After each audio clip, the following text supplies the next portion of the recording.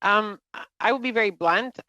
Mr. Fletcher is not an expert in this area. Mr. Fletcher is a white male who's involved in other work, but is not an advocate for people with disabilities and has no history of looking at the research, the situation, and many of the points raised, I think, by the panelists here would not be something that I would consider Mr. Fletcher expert on. So while I have no disrespect to Mr. Fletcher or even to Senator Petitclerc in terms of their positions on this, I would remind everyone that these are people who are a member of the political class, and they are not members of the communities that we are talking about and for whom we express concern regarding these changes.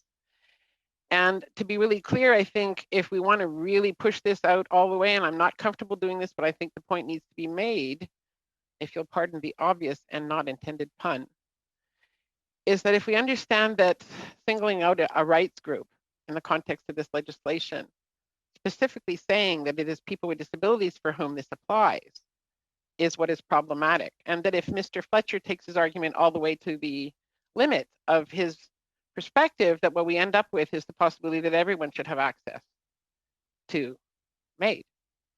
And of course, we don't think that that's the right solution. I think a lot of experts here have made it really clear that palliative care and other solutions are what we need to address the kinds of problems that drive people to a place where MAID is the only option they have instead of good palliative care or a quality of life, as with the example I shared earlier in terms of Ruth.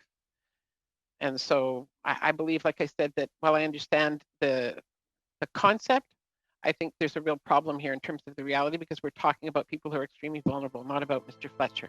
Thank you.